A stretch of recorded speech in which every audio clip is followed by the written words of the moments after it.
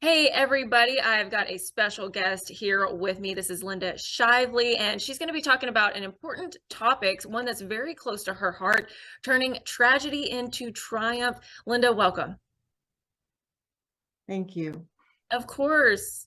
Well, let's just kind of, dive right in and tell us a little bit about yourself and your story. I was sitting next to the head of pediatric intensive care. It was his day off, 2 days after Christmas. He should have been skiing in Vail. Instead, he was sitting with me in my daughter Jessica's hospital room.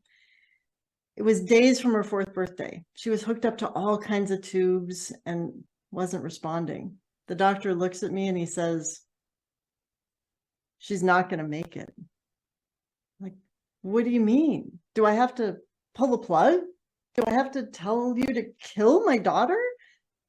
Just at that moment, all the alarms start going off. Code blue people rush into the room, ready to revive her. And the doctor just waves his hand, waving them away. He says, "It's her time to go." And we all stood surrounding her bed as her life started to fade. I picked up Jessica one last time, and I could still feel the life in her. And then it was gone. And as I held my daughter's tiny corpse, a deep grief washed over me. But more than that was a numbness, and that numbness remained. I wasn't able to feel anything for years, but I knew that that joy that Jessica had brought to me was still inside somewhere, and I had to figure out how to transform it. And that's why after 17 and a half years, I wrote a book about it called Getting to Joy, because it's not easy to transform and have happiness after something like that happens in your life. And so what I have for you and your audience are my 3 top tips for how to transform tragedy into triumph. And tip number 1 is laughter yoga. And I know you're used to laughing when there's humor or comedy, but laughter yoga means you just laugh. So I'm going to invite you right now just to laugh with me, just for 5 seconds, okay? Ready? Just Let's do it.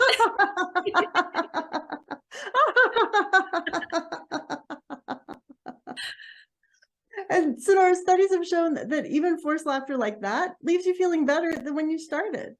And tip number 2 to transform tragedy into triumph is to tell your story, to actually talk about it, not to tell it over and over to the same people and bore them with it and become a broken record, but to tell it to anyone, everyone. Just get used to talking about it, because when you do, it becomes like a superpower that helps you navigate any challenges in life.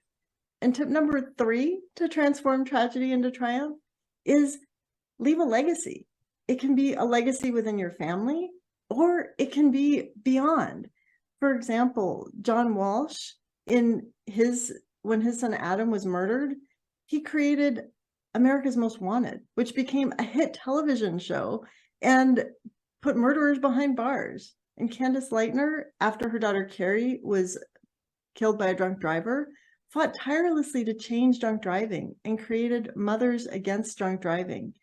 And they're not the only ones who've done something to transform that and leave a legacy. And in my case, I started a fundraising walk in honor of my daughter. And the Jessica Fernandez Walks to Cure SMA have raised more than $1.5 million to fund research for spinal muscular atrophy. When Jessica was alive, there were no treatments available. Now there are 3 FDA-approved treatments. I'm proud that my daughter's short life wasn't cut short meaninglessly. It had meaning. The meaning is that it is saving and improving lives of others afflicted by this terrible disease. So those are my tips for how to transform tragedy into triumph. If for any parent, child, or grandparent, this is what you can do to transform tragedy to triumph. Well, thank you so much for sharing your story and those tips. And I know a lot of people are going to want to connect with you and get a copy of your book. So how do they do that? You can get the book on Amazon, and to connect with me, you can go to lindashively.com. Fantastic. Well, Linda, thanks again so much for joining us. We appreciate it. Thank you.